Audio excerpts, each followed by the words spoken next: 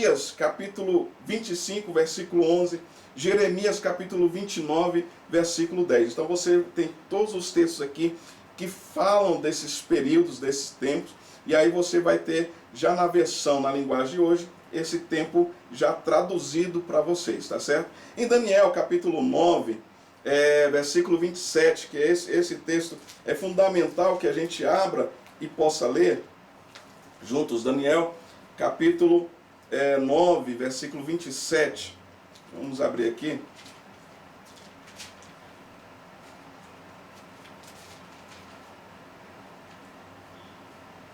Aqui vai falar do tempo exato que dura a grande tribulação. E esse tempo exato mostra exatamente o início do tratado, do início do anticristo, quando o anticristo vem.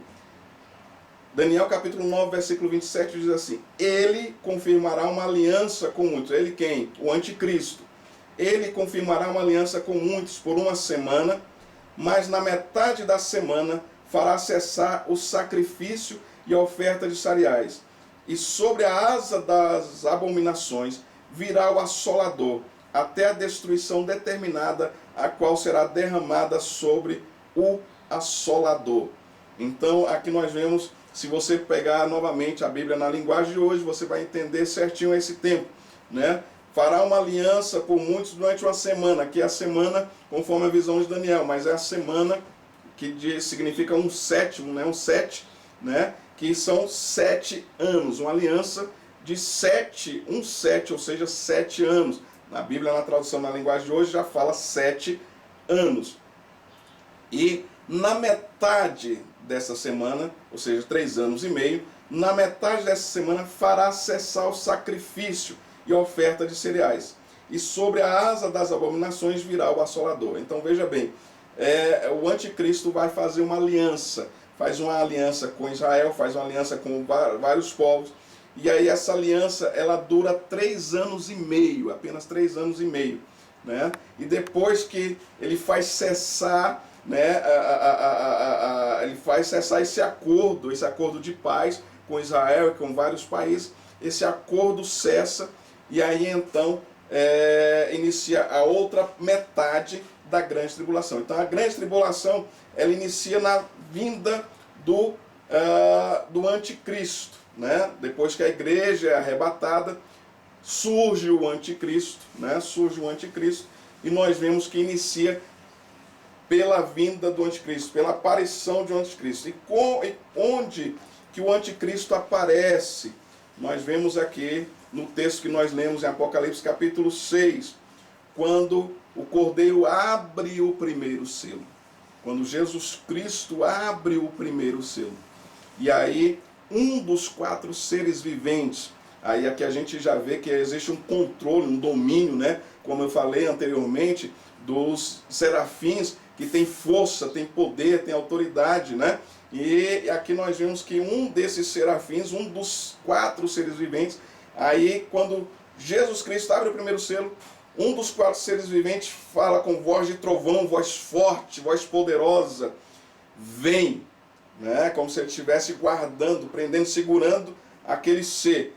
E aí a Bíblia fala que eu olhei e vi um cavalo branco, o cavaleiro tinha um arco e foi-lhe dado uma coroa, e ele saiu vencendo e para vencer. Amados, aqui não se trata de Jesus Cristo. Esse texto não está falando de Jesus Cristo. Esse texto está falando do anticristo, né? Nós vemos, por exemplo, que Deus Pai, né? Deus Pai, ele tem todo o poder, toda a glória, e que Satanás, ele quis ser semelhante ao Altíssimo, ele quis ser semelhante a Deus, e em tudo ele age querendo ser semelhante a Deus. E aqui não é Satanás, mas é a figura como se fosse o Cristo de Satanás, né? Assim como Deus enviou seu Filho, enviou a Jesus Cristo, Satanás envia o anticristo, e através do anticristo, Satanás começa a operar na terra. Através do anticristo, ele começa a desolar a terra. Então ele traz essa figura que parece, né? Então, como eu falo, ele sempre quer a semelhança. E assim como Deus Pai enviou a Jesus Cristo, o Filho, Satanás envia o anticristo, e o anticristo vai se assemelhar, vai parecer com Jesus Cristo. E aí nesse parecer com Jesus Cristo, por isso que ele aparece no cavalo branco, ele aparece com um arco, como quem tem autoridade, e ele é colocado na cabeça dele uma coroa, é colocado na cabeça dele uma coroa, ou seja, para reger, para governar, né? Então ele vai ter autoridade de governar, né? De governo. E foi-lhe dado também o poder para, ele saiu vencendo e para vencer, né? Aqui é a característica do anticristo. Parece com Jesus Cristo porque Satanás sempre quis ter a semelhança de Deus, parecer-se com Deus. E aqui o anticristo vai ter uma semelhança de Cristo, mas ele é o contrário nas ações de Cristo Jesus. Ele será contrário sobre as ações de Cristo Jesus. Ele precisa se parecer nesse primeiro momento com Jesus Cristo. Por quê? Para que ele consiga fazer aliança com o povo de Israel. Ele precisa tornar, como disse lá Daniel, já no início ele faz uma aliança com o povo de Israel. Então ele vai conseguir fazer a aliança com o povo de Israel, mas essa aliança vai durar apenas 3 anos e meio, como nós vimos lá em Daniel, capítulo 9, versículo 27. Né? Essa aliança com Israel vai durar apenas 3 anos e meio. 3 anos e meio da terra, meus amados. Né? Porque nos céus a contagem de tempo é totalmente diferente. Então é 3 anos e meio da terra. 3 anos e meio aqui na terra. Bom, então ele aparece com essa autoridade, com o arco de quem governa, né, que tem poder de governar, ele tem essa semelhança, ele vem no cavalo branco para ser semelhante a Jesus Cristo, mas não é Jesus Cristo, não é Jesus Cristo. Jesus Cristo está no céu abrindo selos, né, e aqui vem agora, liberado, né, este cavaleiro para atormentar, né.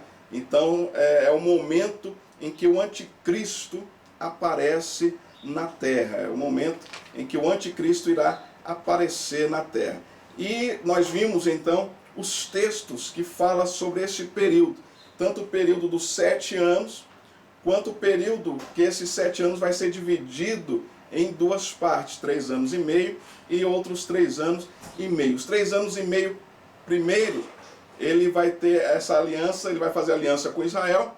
Essa aliança vai durar 3 anos e meio.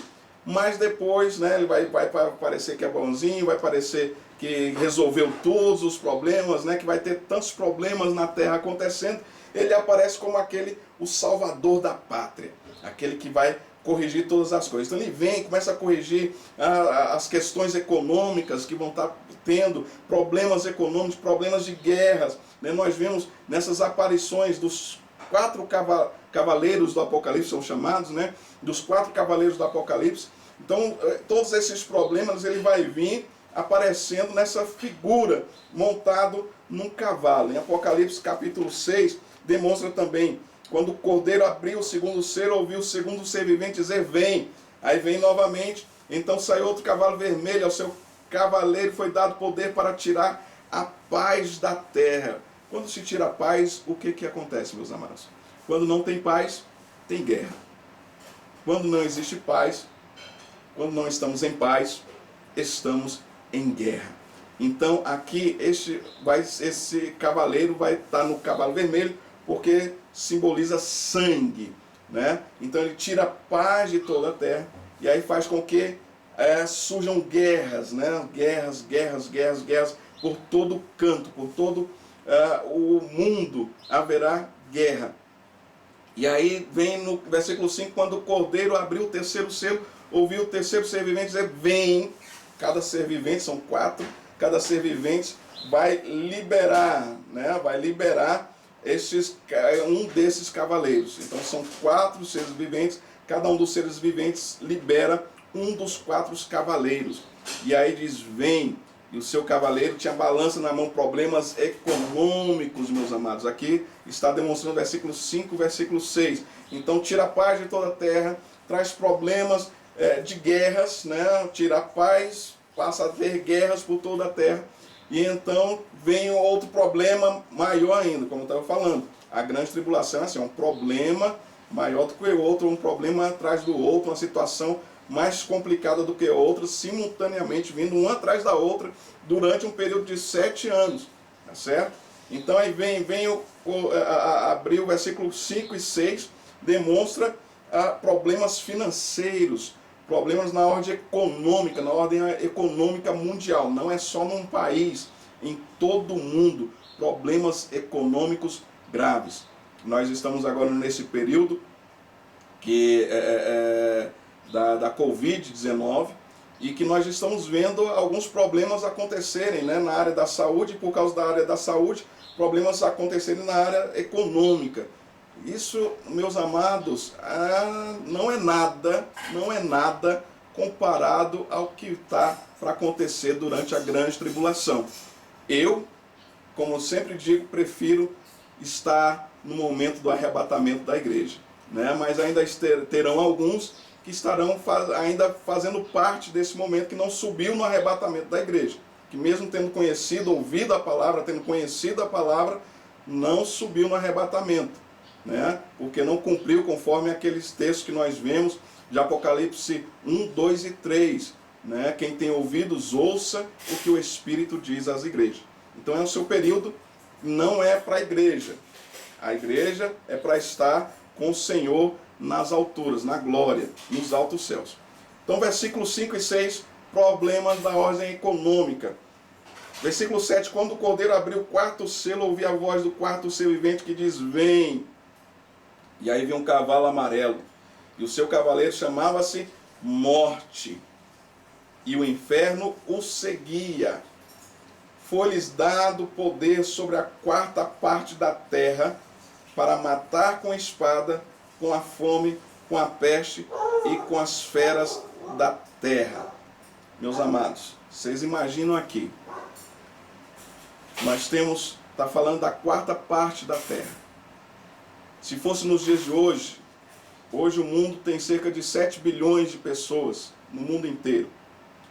Uma quarta parte disso são quase 2 bilhões de pessoas. Pouco mais de 1 bilhão de pessoas. 1 bilhão.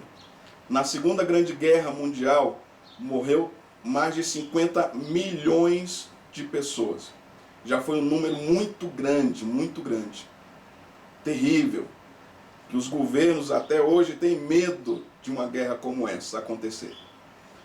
Já aqui, a palavra fala que a esse cavaleiro foi dado, a esse quarto cavaleiro, no cavalo amarelo, foi dado poder de matar uma quarta parte da terra, dos moradores da terra. Vocês imaginam o que é isso? Bilhões de pessoas sendo mortas. E sendo mortas pela espada, através de guerra, através da fome, através de peste, de doenças, e através de feras da terra, animais. Vocês imaginam que com tantas pessoas morrendo simultaneamente, não haverá ninguém capaz de cavar covas para enterrar essas pessoas. As pessoas vão ficar espalhadas no solo. E aí vocês imaginam que os animais da terra, que são ferozes, são feras carnívoras, com certeza elas vão se multiplicar grandemente nesse período. E aí nós temos fome, pessoas morrendo de fome, por causa dos grandes problemas que vão assolar a terra nesse período. A peste, doenças, como nós estamos vendo neste momento, vão se multiplicar. Não vai ser só uma, meus amados, vai se multiplicar grandemente. Todos esses problemas virão sobre a terra no período da grande tribulação. E aqui ainda é só o início. É só o início, ainda são selos sendo abertos. Ainda são somente os selos sendo abertos.